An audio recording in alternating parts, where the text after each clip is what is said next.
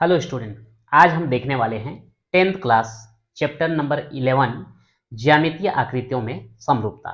पिछले वीडियो में हमने अलग अलग ज्यामितीय आकृतियों के बारे में चर्चा किया था, लेकिन आज हम त्रिभुज के समरूपता के बारे में चर्चा करने वाले हैं।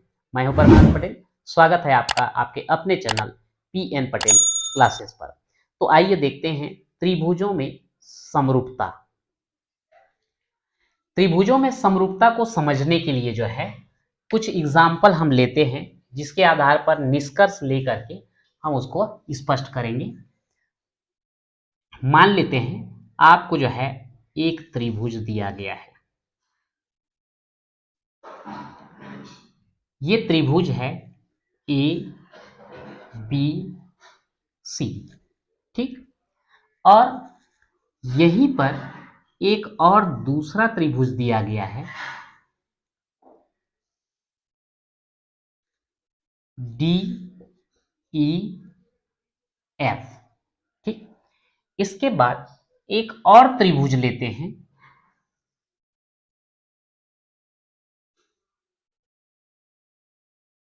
PQR, और इसके बाद जो है एक और त्रिभुज ले लिया जाए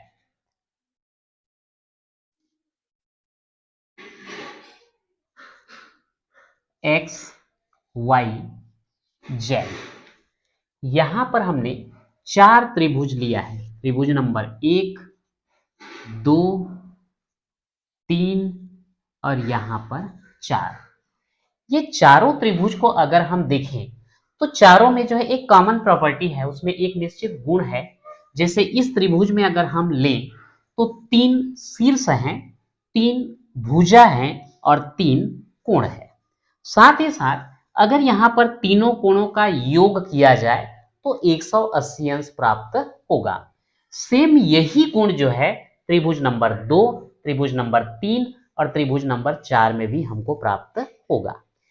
तीनों में जो है 3 शीर्ष हैं, भले ही हमने उनका नामकरण अलग अलग किया है, लेकिन तीनों में जो है 3 शीर्ष हैं, 3 भुजा हैं, 3 कोण हैं। और यदि तीनों के अंतः कोणों को अगर हम जोड़े तो इसमें भी तीनों अंतः कोणों का योग 180 अंश, यहां पर भी तीनों अंतः कोणों का 180 अंश, और वैसे ही इनका भी अलग अलग जो है अगर लें तो इसके अंतः कोणों का योग 180 अंश और इसमें भी वही 180 अंश मिलने वाला है। अब यहां पर क्या करते हैं कि ये जो एक त्रिभुज ABC लिया गया है, इस त्रिभुज ABC को यहां पर हम रख लेते हैं। आप ये मान के चलिए कि ये त्रिभुज ABC को हमने यहां से उठा करके यहां रख दिया और त्रिभुज नंबर 2 को उठा करके यहां पर ले आए, तो ये त्रिभुज जो है हमको ऐसे प्राप्त होगा। अगर थोड़ा सा डायग्राम इधर उधर होगा तो माइंड नहीं करेंगे, समझाने के लिए जो है मैं इसको बना रहा हूं, एकदम कोई फिक्स माप लेकर के नहीं बना रहा हूं, ठीक है।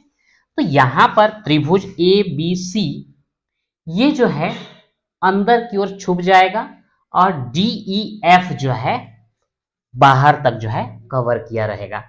अब यहां पर मैं इसको थोड़ा सा डॉटेड बना देता हूं ताकि आपको ये लगे कि त्रिभुज ABC जो है अंदर की ओर है और DEF जो है बाहर तक कवर किया हुआ है, ठीक।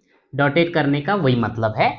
अब जो है सेकंड पोजीशन में हम देखते हैं, मान लेते हैं ये त्रिभुज और ये त्रिभुज एक साथ लिया जाए, तो ये त्रिभुज मैं ले लिया यहां पर ABC, और त्रिभुज नंबर 3 को भी उठा करके मैंने यहीं पे रख दिया, जो पूरा का पूरा एक दूसरे को ढक लेता है, तो इसको हम क्या लिख देते हैं, PQR।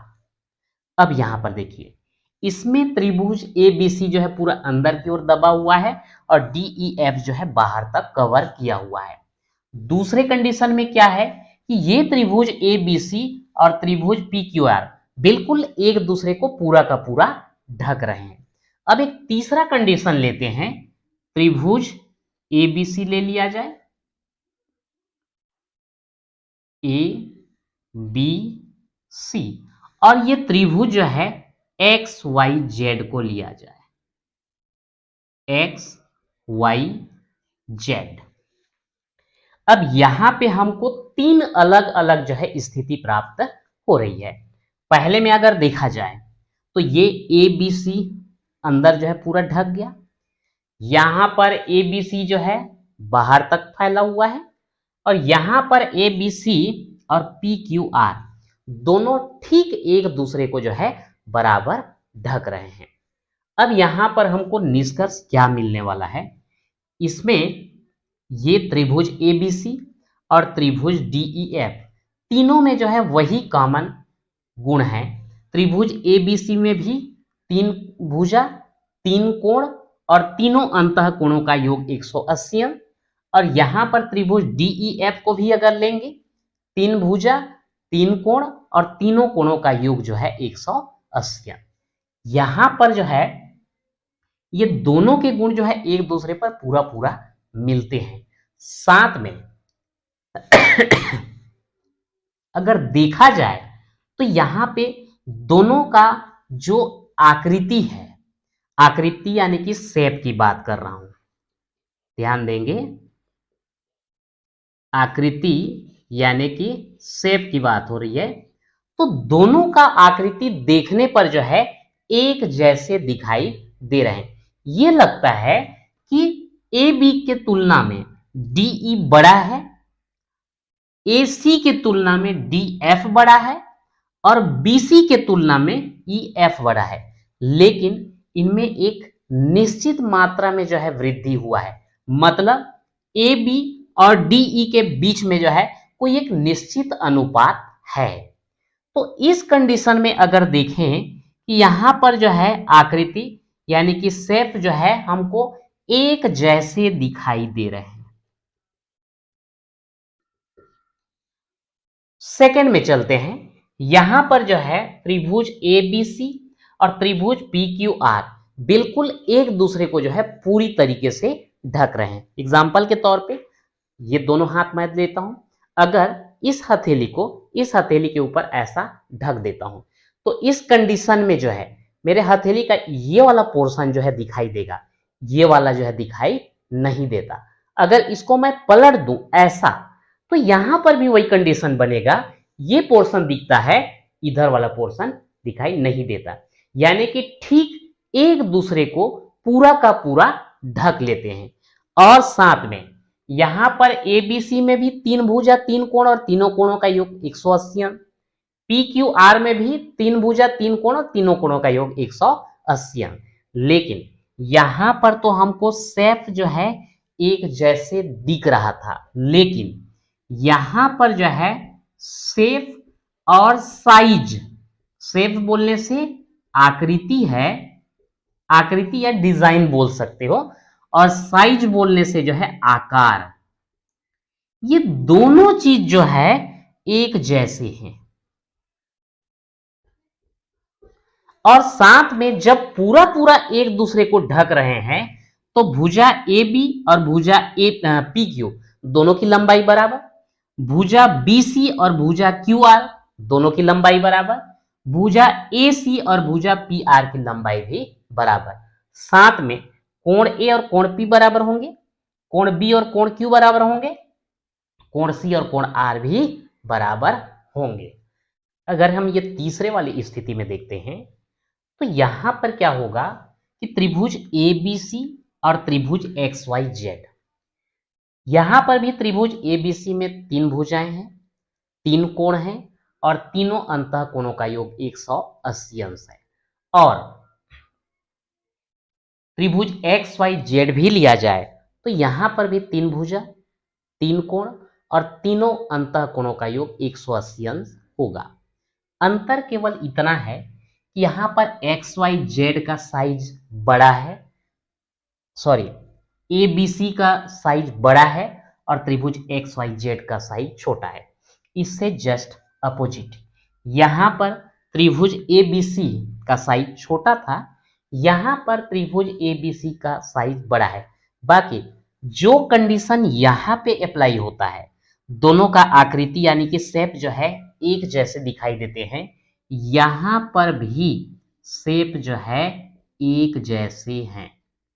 अब यहां पर जो है ये तीनों कंडीशन की अगर हम बात करें तो ये फर्स्ट वाला जो कंडीशन है और लास्ट वाला, फर्स्ट और थर्ड दोनों जो है एक जैसे स्थिति में है, और सेकंड वाला जो है एक अलग स्थिति में है। तो यहां पर जो सेकंड वाला कंडीशन है, जहां पर शेप और साइज दोनों समान होते हैं, इसको हम बोलते हैं सर्वांग सम। क्या बोलते हैं इसको? सर्वांग सम। अब यहां पर सर्वांग सम को थोड़ा सा मैं और रिपीट करना चाहूंगा।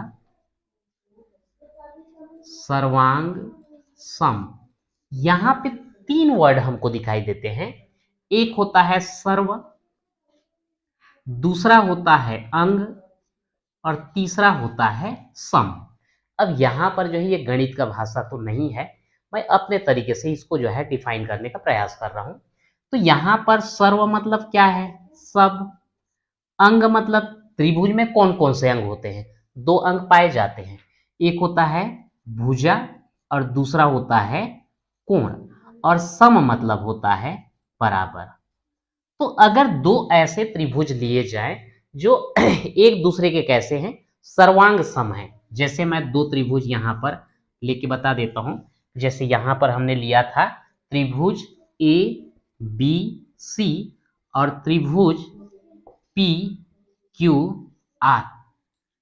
यदि ये दोनों जो है सर्वांग सम हैं, तो इस कंडीशन में सर्वांग सम को हम ऐसे दर्शाते हैं, हालांकि यहां नहीं दर्शाना चाहिए। त्रिभुज ए बी सी सर्वांग सम त्रिभुज पी क्यू आर, ऐसा हम लिख सकते हैं। तो यहां पर जो है सर्वांग सम का मतलब है सर्व अंग समान। सर्व अंग समान मतलब सभी भुजा और कोण जो है बराबर। सभी भुजा और कोण बराबर का मतलब ये तीन और ये तीन सब बराबर, ऐसा नहीं। यहां पर जो है एक शब्द जुड़ जाता है संगत। संगत भुजा और संगत कोण। तो अगर त्रिभुज ए बी सी और त्रिभुज पी क्यू आर सर्वांग सम हैं, इसका मतलब ये होता है कि इसके कोण इसके संगत कोणों के बराबर होगा, और इसके भुजा और इसके भुजा आपस में बराबर होंगे। यहां पे एक शब्द उपयोग हो रहा है आपस में।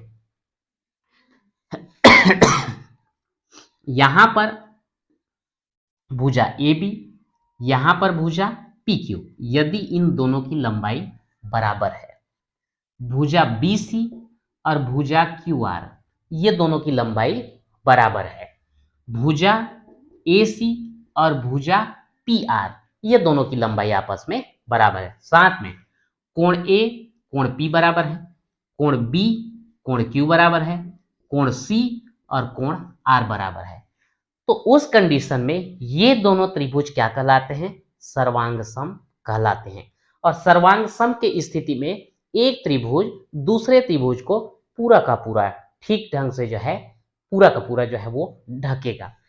और ये है हमारा सेकेंड वाला कंडीशन, जिसमें दोनों त्रिभुज के जो है आकृति और आकार दोनों कैसे होते हैं? समान होते हैं। तो दो त्रिभुज जो है सर्वांग सम होने के लिए यही शर्त है कि इस त्रिभुज के संगत कोण इसके संगत कोणों के बराबर हो।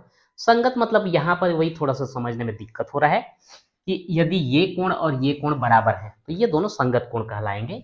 कोण बी और कोण क्यू बराबर है तो ये दोनों संगत कोण कहलाएंगे, और कोण सी जो है कोण आर के बराबर हो तो ये दोनों संगत कोण कहलाते हैं। तो इस प्रकार से सर्वांग सम को समझने के लिए आप ये बोल सकते हैं सर्व अंग समान।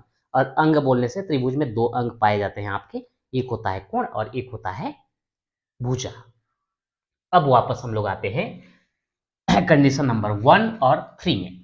अगर इन दोनों में हम देखते हैं कि दोनों का जो शेप है एक जैसे दिख रहा है, और ये देखने में समझ में आता है कि ये ए बी और डी ई के बीच एक निश्चित अनुपात में जो है, मतलब इस भुजा के तुलना में ये भुजा की लंबाई जो बढ़ा है वो एक निश्चित अनुपात में बढ़ा है, जैसे ए सी का जो है डी एफ के रूप में बढ़ा हुआ है।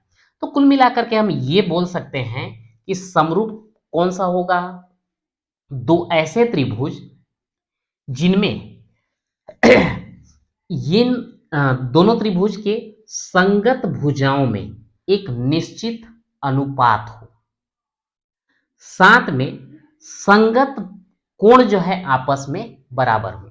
अब यहां पर जो है ये वाला जो कोण है इस कोण के बराबर दिख रहा है, वो तो एक्चुअल जो है मापने पर हमको समझ में आएगा, लेकिन देखने से हमको समझ में आ रहा है कि ये कोण इसके बराबर होगा, ये कोण इसके बराबर होगा और ये कोण जो है इसके बराबर होगा, तथा इसके लंबाई में वृद्धि एक निश्चित अनुपात में हुआ है, इस भुजा के लंबाई में वृद्धि एक निश्चित अनुपात में हुआ है और इस भुजा के लंबाई में भी एक निश्चित अनुपात में वृद्धि हुआ है।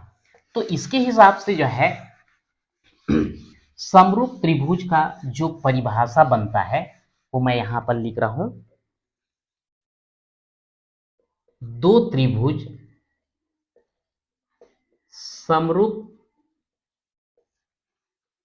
त्रिभुज कहलाते हैं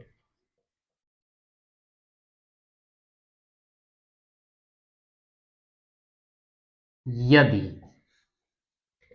पहला कंडीशन उनके संगत कोण आपस में बराबर हो,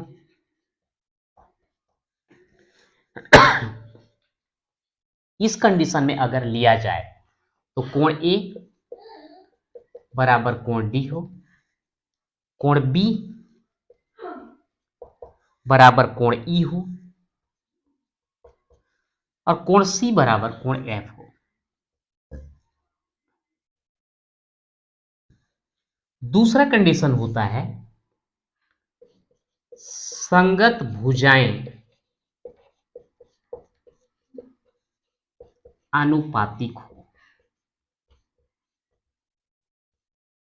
अब संगत भुजाएं आनुपातिक का क्या मतलब है, ए बी और डी ई इन दोनों के बीच में जो अनुपात होगा बी सी और ई एफ के बीच में होगा,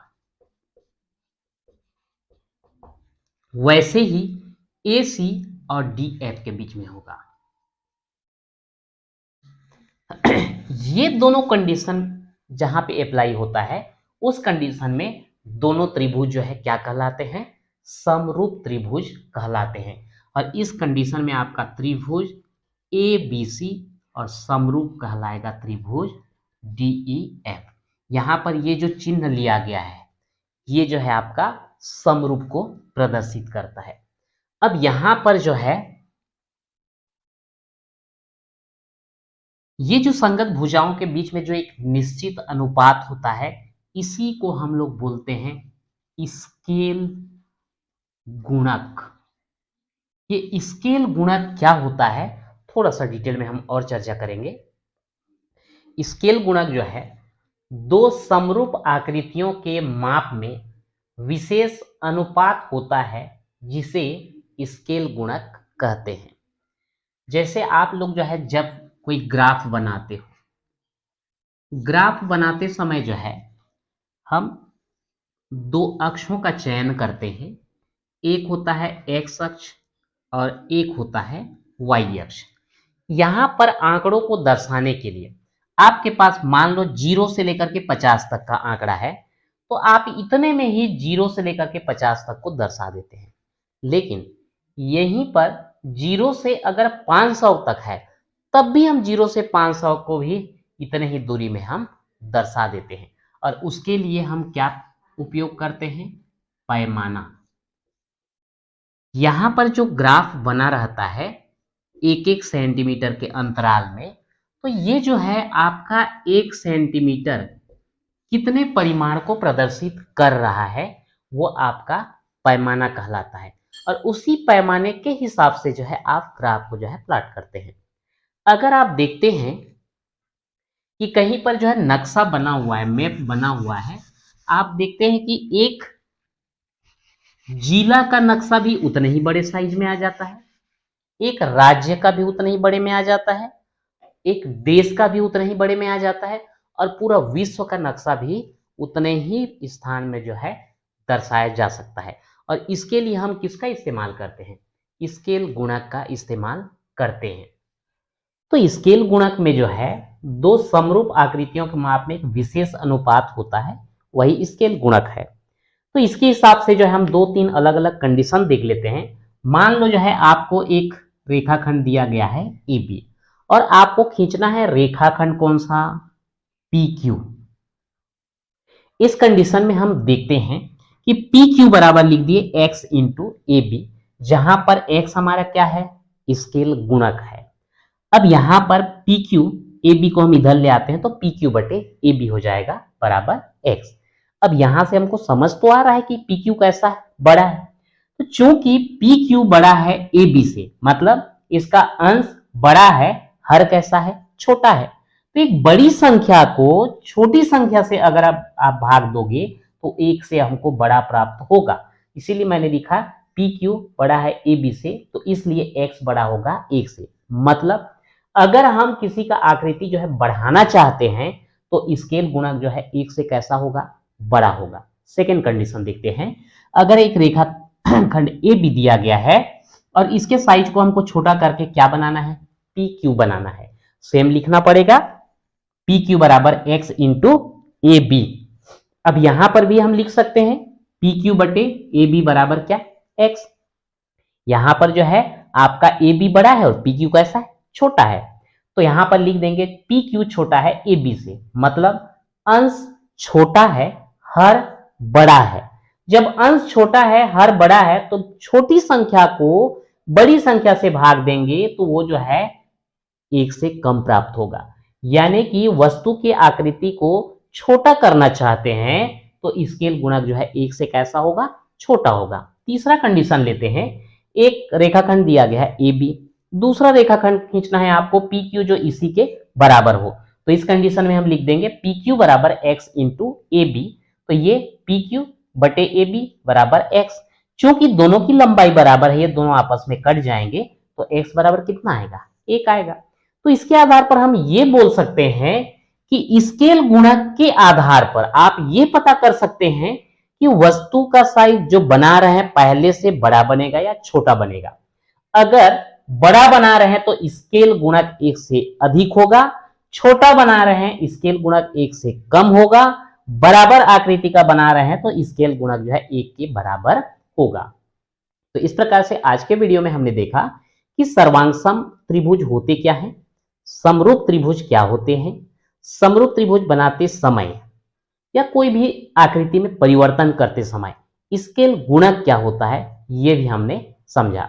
तो आज के वीडियो में इतना ही, मिलते हैं नेक्स्ट वीडियो में।